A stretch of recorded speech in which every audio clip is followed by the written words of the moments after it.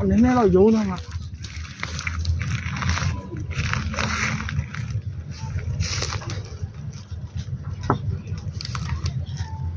多没用，多没用了，你都开呀？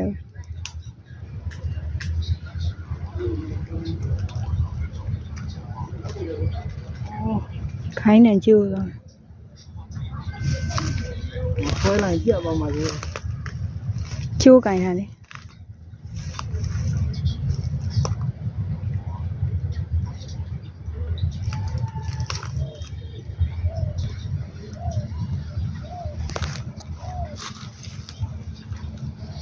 然后，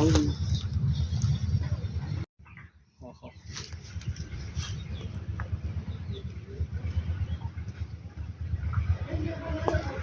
3-4ကောင်လောက်ရှိပြီကြိုက်တယ်ခြုံနေနဲ့ဆိုကြမ်းကြမ်းနေခဲ့ ကျွန်တော်တို့ကတ်